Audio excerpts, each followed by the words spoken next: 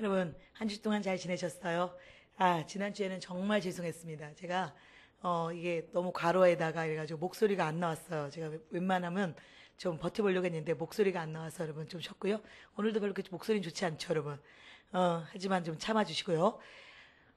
강릉에 눈 진짜 많이 왔던데 여러분 저희 그 홈페이지에 글 올려주신 분 제가 그 블로그 들어가 봤습니다. 정말 깜짝 놀랐어요 여러분. 그 속에 그 차 속에 눈 있는 거 뭐 여러분 이게 진짜 여러분 대란인데 어떻게 별거는 없으셨는지 모르겠습니다. 어쨌든 이제 다들 어떻게 오셨어요 여러분. 굉장히 많이 오셨네요. 눈하고 관계없이 어쨌든 저희 여러분 매일매일 열심히 해야 되고요. 하여간 계속 뭐 어떡하겠습니까. 온 나라가 지금 좀 대란이죠 대란. 자, 그럼 이제 계속 여러분 저번에 340페이지 보세요. 자, 340페이지 보시면 제가 이제 마지막 조선전기 이제 마지막 대외 관계 들어가는데 머릿속에 뭐가 기억나시되냐면 여러분 제가 조금 이런 걸 좀 써봤어요. 일단 여러분 머릿속에 조선의 이제 왕들을 계속 기억하셔야 됩니다. 우리가 저번에 15세기에 어떤 왕들 얘기했냐면 태조, 그 다음에 3대 왕 태종, 세종, 문종, 단종 거쳐서 세조, 예종 거쳐 성종이었습니다. 어쨌든 조선의 여러분 우리가 기본 애교는 뭐였냐면 4대 교린이에요. 4대 교린. 그래서 큰 나라는 섬기고 이웃 하나 교류한다라는 4대 교린 외교를 피고 있는데 어쨌든 여러분 제가 이 4대에 대한 여러분 이제 기본을 잡으셔야 됩니다. 어쨌든 제가 이걸 써요 여러분. 이 정확한 말은 뭐냐면 이소사대예요. 이소사대라는 것은 써있자 여러분 작을 소자 우리가 섬길 사자 그 다음에 클 대자입니다. 작은 나라로서 큰 나라 섬긴다 이런 뜻이거든요. 그러니까 그 큰 나라가 누구든 걔네가 뭐 한족이든 여진족이든 관계없이 큰 나라는 섬기겠다는 거예요. 그 다음에 교리는 뭐였습니까? 이웃한 나라랑 교류한다는 거죠. 그러니까 제일 큰 나라가 아닌. 그러면 4대일 때는 어쨌든 여러분 명이 제일 큰 나라면 명을 섬기는 거고요. 이외에 청이 큰 나라가 되면 청을 섬기는 거는 거죠. 근데 문제는 성리학적 명분론 얘기했었어요.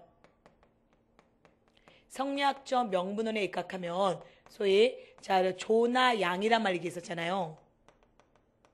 조나 양의 사상. 즉 화와 이를 구별해야 된다. 이거였었는데 빛날 화자와 그 다음에 오랑캐 입자 그럼 이거의 구별. 그래서 이쪽은 이 빛날 화자 여기는 바로 한족들 유교주의 국가 얘네는 더욱더 섬겨야 되고 오랑캐 여기는 여러분 무시하겠다는 거죠. 근데 머릿속에 뭐가 기억나시느냐면 지배자의 성향이었습니다. 여러분 조선 전기에 이런 얘기를 했었던 게 기억나셔야 돼요.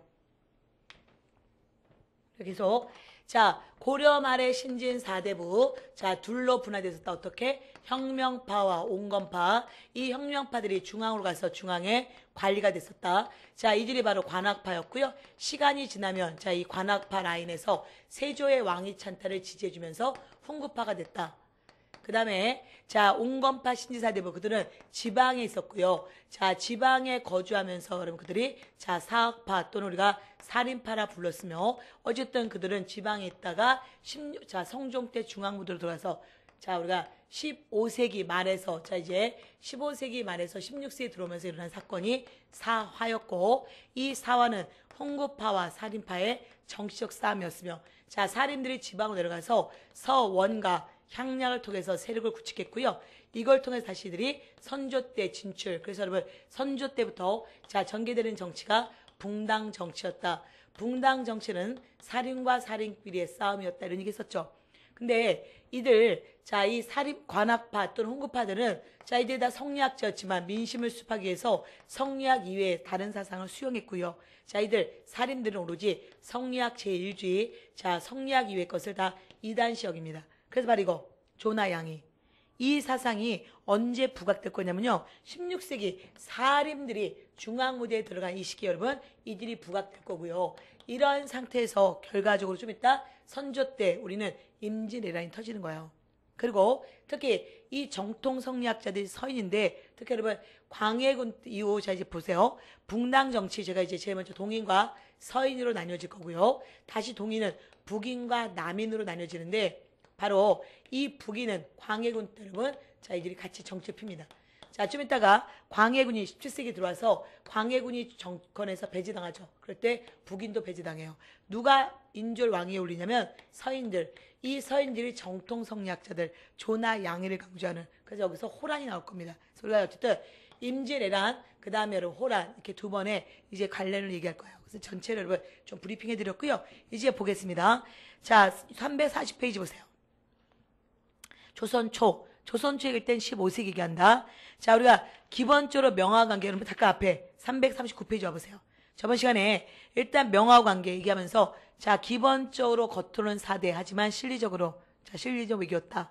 무조건적 4대 아니었다. 그 얘기 했었었죠. 그래서 우리가 자, 태조 이성계 때는 묘동수복운동을 전개해서 명하고 관계가 안 좋았지만 어쨌든 자, 태종 때 가면 명하고 관계가 좋아진다. 그러나 밑에서 두 번째 줄 16세기 사림들은 조나 양이 또는 조나주의적 사상에 입각해서 자, 그들은 지나친 친명으로 간다. 바로 그 얘기를 다시 한번 해드리는 거였어요. 자, 그 다음에 교린정책 보겠습니다. 자, 340페이지 보세요. 여진 1번. 자, 여진이나 일본하고 관계는 교린 정책이에요. 즉, 이웃한 나라하고는 교류한다. 라는 정책인데, 어쨌든, 자, 근데 무조건적 교류가 아니라, 여러분 어떤 정책을 폈냐면, 동전의 양면처럼 꼬시고 달리는 정책을 화전양명책이라 부릅니다. 이건 뭐냐면, 제가 작년 서울시문제에 어떤 문제가 있었냐면요, 조선 전기는 여진하고 관계는 강경책으로 일관되었다. 그러면 OX, X겠죠. 지금 회유책과 강경책이 동전의 양면처럼 동시에 가고 있습니다. 어쨌든 자, 조선초 여진하고 관계에서 여러분 자, 이제 거기에 화전양명책이라는 말 기억하시고요. 동그라미 2번 보세요. 회유책. 이런 거 외울 것도 없어요. 여러분. 무역하는 겁니다. 그래서 그냥 고디 무역소 두고 자, 우리가 소위 또 사신이 여러분 서울에 올 경우 머무를 수 있는 사신 접대관 즉 북평관도 두고 그 다음에 다시 강경책 보세요. 여진하고는 강경책, 그래서 진보 거기 밑줄 치고 1번 해놓으세요. 1번. 진이나 보는 뭐 외울 것도 없어요, 여러분. 자, 어떤 그 전략촌, 군사적 전략촌을 우리가 진보라 불러요. 그 다음에 다시 2번 왔습니다. 여진토벌. 그래서 바로 동그라미 1번. 압록강.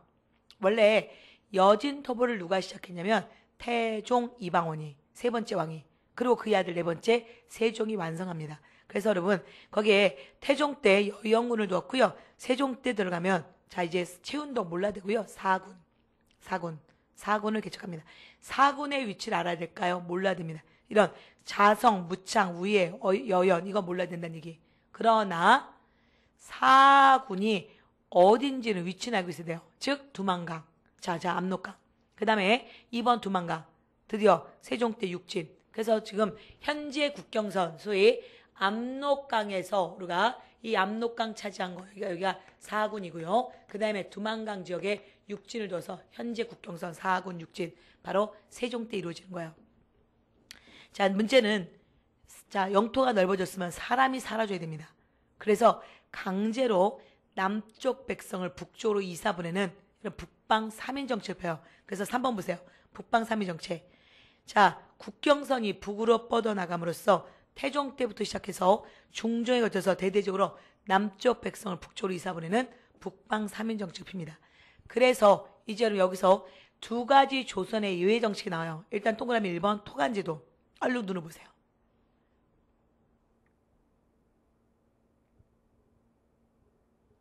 자, 토간제도는 자 역할살펴 하시고요. 토간제도는 조선의 지방간 파견의 원칙 상피제 예외입니다.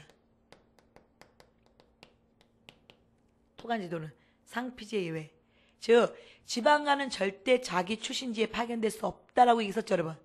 그러나 이 평안도 함경도는 그 지역 출신으로 지방간을 파견했어요. 그 지역 출신의 지방간을 토간이라 불러요.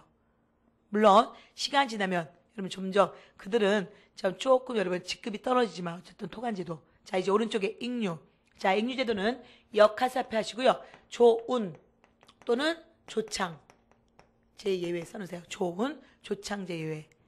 즉 자 조선에 여러분 세금을 거두면요. 지금처럼 뭐 고속도로가 있거나 무슨 철도가 있지 않기 때문에 바다나 강길을 이용해서 세금을 중앙으로 보냅니다. 자 세금을 걷어서 중앙으로 보내는 제도가 조운제도. 중간중간 있는 창고를 조창제도라 부르는데 자 이 지역 평안도 함경도 있죠. 평안도 함경도 지역은 세금을 걷되 중앙으로 보내지 않습니다. 이런 지역을 익류지역이라 불러요. 익류지역은 그래서 역할사표 조운제도 예외. 즉 조세를 거두어 중앙에 보내지 않고요. 그냥 곧장 현지에서 쓰는 겁니다. 자 평안도 함경도 제주도 가로로 묶으세요 여러분. 제주도는. 그래서 제주도는 너무 멀어서고요. 이건 별로 그렇게 중요하지 않습니다. 그래서 때로는 제주도를 그냥 빼기도 해요, 여러분. 자, 조선의 ing류지역은 평안도 함경도였다라는 표현을 씁니다. 자, 근데 자, 여러분 평안도 함경도 자 밑줄 치시고요. 그 이유는 바로 이거죠. 자, 화전 양명체, 사신접 대비. 그 다음에 자, 전 군사비.